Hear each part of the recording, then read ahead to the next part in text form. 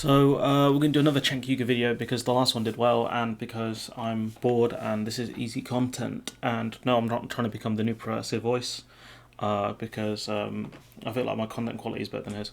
Anyways, Cenk said he's back in Warren again. He's a Warren stan. You know, he loves Warren. I don't know why. He loves to go back for Warren. So yeah, so some upset that Elizabeth Warren seems to be backing away from Medicare for All. Yeah, me too. Do you know why she's doing that? Because we lost. When you win the primary, you get to do your politics. When you don't, you negotiate for the best possible outcome. The thing he's missing here is Warren won't do that, and I'll get to that in a minute. So we'll go to some other responses from some other left-wing media titans. So we got we got Emmavigeland, who's an employee for TYT. She's not negotiating for any policy outcome except joining the presidential ticket. She said those comments. She said those comments to a college. It's not negotiating. It's a plea. It's a public plea for VP. What use is she as a progressive on the ticket if she's conceding top policy goals for personal gain? Absolutely, Emmavigeland is right here that Warren always caves to what these other people want. Apart from the Consumer Protection Bureau, which was a good piece of work, she's constantly caved. If you look at Warren in the poll, she's doing really well. Then she backed out of Medicare for All, and then she dipped. She dipped hard because her policy didn't make sense. She was meant to be the political wonk, you know, the technocrat, the one who knew everything, had a plan for that, had a plan for this. Her plans didn't stack up, and people didn't believe her.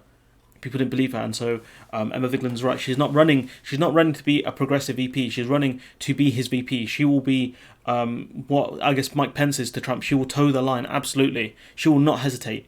She's already jumping down the bandwagon of, oh, you know, we'll lower the age to like from 65 to 60 or something like that. It's like, yeah, that's great. You know, I'm a guy who's what.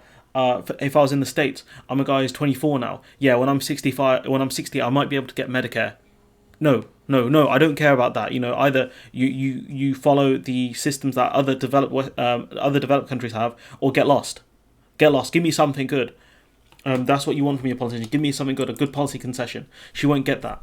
And so David Dole coming out here, another titan, saying that doesn't that assume that Biden won because of his policy? All those states Biden won support Medicare for all in exit polls. Yes, Biden has the power. Doesn't mean everything to do with their own political power has to fall in line with everything he says. So David Dole saying that, you know, in the opinion polls, Medicare for All did really well in the states that Biden won, but ironically, Biden still won them. And so I have a slight issue with David Dole's take on this, but I think he's right to an extent.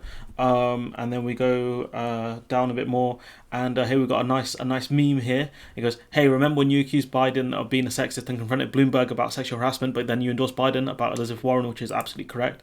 And then finally we've got Jamie from we've got Secular Talk as well. He gives a response. This is Jamie from the Majority Report saying that, God, you're annoying because it's annoying. I thought she was talking about Warren, but she's talking about Cenk. And so we got Karl's response. Karl didn't actually at Cenk in this one, which he really should have done, but I guess he's a bit of a coward in some ways because he's a TYC affiliate, I think. I don't know if that's still the case. He goes, this is about Warren, obviously. If you repeatedly cave on your state policy positions and principles to fit the machine of a rotating system, eventually there's going to be nothing left to cave on, and you believe nothing. And then he goes on to say, Warren didn't endorse Bernie in 2016 or 2020 when it really mattered and when she was out of it. She doesn't owe him anything, but if she believed the things she claimed to in her own platform, she would have done it, and there's no debate about her intention. She's vapid careerist. And it's true, absolutely she is. She'll do what's best for Warren. She'll do what's best for herself, not for the movement, not for her supposed beliefs. And look, she can take a victory lap. Look, the CFPB is in her bio, but at the same time, she's vying for a VP spot. And I tell you what, Biden is looking like that show, The Bachelor, where he's got his choice of multiple women, and they're all falling over themselves to try and become his VP because they know he ain't gonna last 8 years or however long presidential tenures are. And so this is just embarrassing. First, you had Stacey Abrams falling over herself, throwing victims, alleged, victims under the bus, and now we've got Cenk, being an Elizabeth stan. I don't get why he keeps doing this. I get like the idea that you want someone who's a progressive inside the cabinet, but Warren isn't that. You know, she's got one big major accomplishment. That's it. She's got one big hit, and that's it. And so she's a joke. She's a joke, and I've had like enough of Cenk like always standing for Warren. Even Anarchist parents called him out multiple times over this. I don't get why he does this. I really don't. And so I'm going to leave it there, and hopefully I'll see you in the next one.